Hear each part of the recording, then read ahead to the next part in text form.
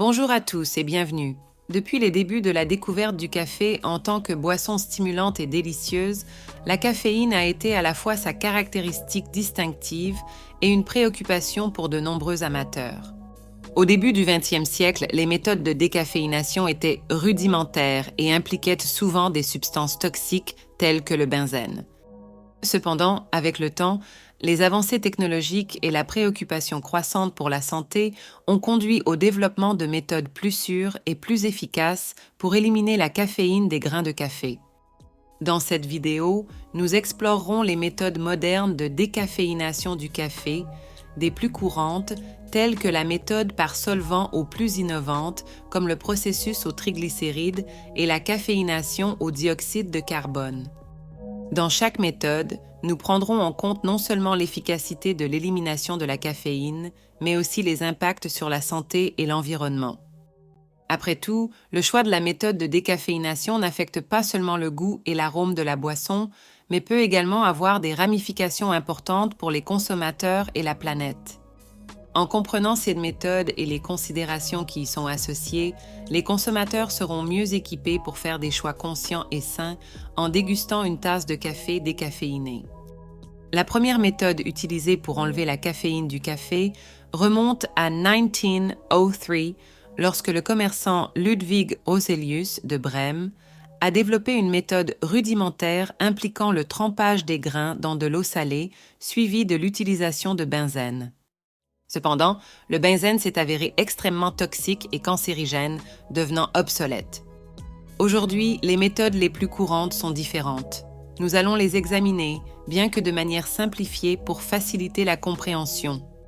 La première et la plus économique est la méthode de décaféination par solvant, la plus ancienne et, en raison de son efficacité et de son coût relativement bas, reste la procédure la plus utilisée dans le monde entier pour éliminer la caféine des grains de café.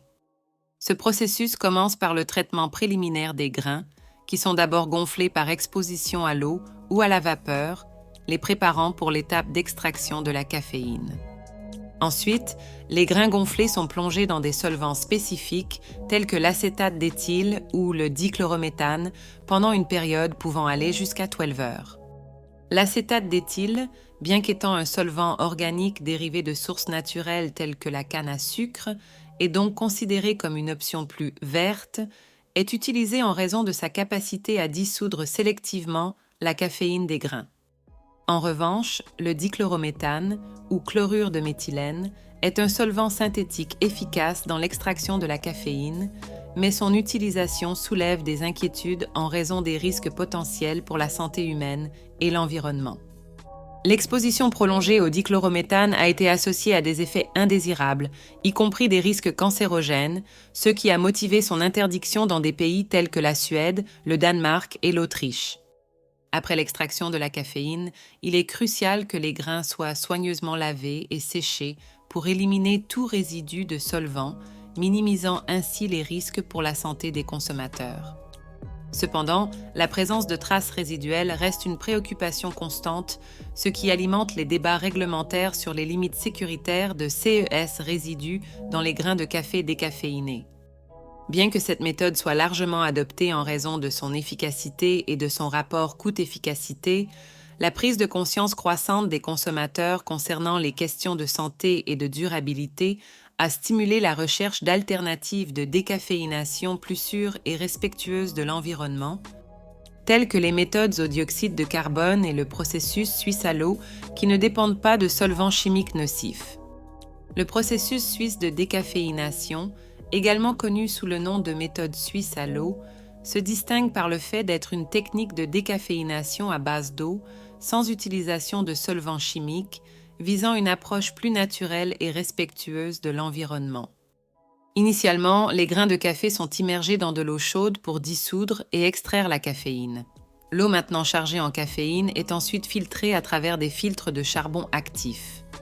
Le charbon actif, en raison de sa porosité et de sa grande surface spécifique, a la propriété de capturer sélectivement les molécules de caféine, permettant aux autres composants solubles du café, responsables de son goût et de son arôme, de rester dans la solution. Après l'élimination de la caféine, cette eau riche en saveurs et en arômes, parfois appelée essence de café, est réintroduite dans les grains de café, leur permettant de réabsorber les huiles et composés aromatiques naturels, assurant que le produit final conserve les caractéristiques sensorielles du café original, bien qu'il soit décaféiné. Cette méthode présente l'avantage d'être complètement exempte de produits chimiques synthétiques et de solvants tels que le chloroforme, l'acétate d'éthyle ou le dioxyde de carbone, utilisés dans d'autres processus de décaféination.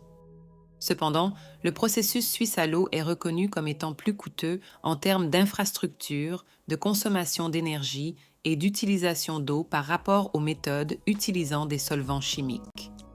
Le processus nécessite des installations spécialisées pour le traitement et la recirculation de l'eau, ainsi que des systèmes de chauffage et de maintien de la température pendant l'extraction. Malgré ses coûts opérationnels élevés, le processus suisse à l'eau est apprécié pour sa production d'un café décaféiné de haute qualité, avec un impact environnemental minimal, étant une option privilégiée par les consommateurs et les producteurs soucieux de la durabilité et de la préservation des caractéristiques originales du café. Le troisième et innovant méthode de décaféination, connue sous le nom de processus au dioxyde de carbone CO2 supercritique, utilise une technique avancée qui utilise du CO2 à l'état supercritique, un état unique dans lequel il se comporte à la fois comme un gaz et comme un liquide, pour extraire efficacement la caféine des grains de café tout en préservant leurs qualités essentielles de goût et d'arôme. Pendant ce processus, les grains de café sont d'abord trempés dans l'eau pour augmenter leur porosité, facilitant ainsi l'extraction de la caféine. Ensuite, ils sont exposés au CO2 sous haute pression et température, des conditions qui permettent au CO2 de pénétrer dans les grains et de se lier spécifiquement à la caféine. En raison de sa précision, cette méthode parvient à éliminer la caféine sans affecter les composés volatiles responsables de l'arôme et du goût du café. En plus de son efficacité, le processus au CO2 supercritique est hautement apprécié pour son aspect respectueux de l'environnement. Il évite non seulement l'utilisation de solvants chimiques, éliminant les résidus potentiellement nocifs, mais permet également le recyclage et la réutilisation du CO2 utilisé dans le processus. Cette méthode représente une solution durable et à faible impact environnemental pour la production de café décaféiné, en alignement avec la demande croissante de processus de production plus verts et plus sûrs. Enfin, la quatrième méthode, le processus de décaféination utilisant des triglycérides, est une technique innovante et moins conventionnelle, caractérisée par l'utilisation de graisses naturelles comme solvant pour l'extraction de la caféine des grains de café. Cette approche se distingue par le fait d'être considérée comme plus naturelle et moins agressive par rapport aux méthodes utilisant des solvants chimiques synthétiques. Dans cette méthode, les grains de café passent initialement par un processus d'humidification, étant trempés dans de l'eau chaude pour ouvrir les pores et permettre à la caféine de devenir plus accessible. Après cette étape, les grains humides sont mis en contact avec des triglycérides, des graisses extraites de sources naturelles telles que l'huile de coco ou l'huile de palme, qui absorbent la caféine des grains sans dissoudre les autres composants qui confèrent au café son goût et son arôme. Le processus repose sur l'affinité de la caféine pour les triglycérides qui, une fois chauffés, capturent la caféine des grains.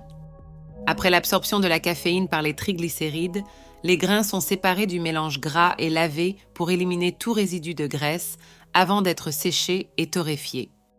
Un avantage notable de cette méthode est la capacité de recycler et de réutiliser les graisses pour de nouveaux cycles de décaféination, augmentant ainsi l'efficacité et la durabilité du processus. Bien que l'utilisation de graisses naturelles pour extraire la caféine soit une alternative plus écologique et plus saine par rapport aux solvants chimiques, le processus de triglycérides n'est pas encore largement adopté dans l'industrie du café. Cela est dû en partie aux coûts opérationnels plus élevés et à la complexité du processus par rapport à des méthodes plus établies telles que la décaféination par solvant ou l'utilisation de dioxyde de carbone.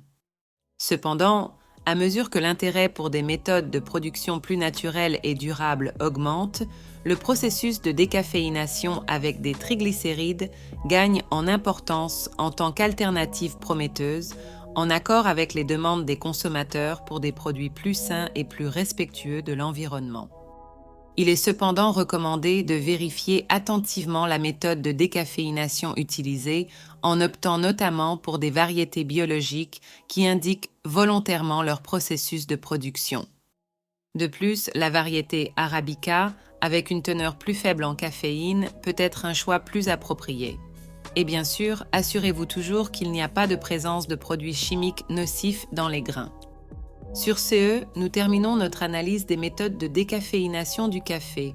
Nous espérons que CES Informations vous seront utiles pour prendre des décisions conscientes et saines en dégustant cette boisson tant appréciée dans le monde entier. J'espère que vous avez apprécié cette vidéo. N'oubliez pas de mettre un pouce levé, de vous abonner à la chaîne et à la prochaine vidéo.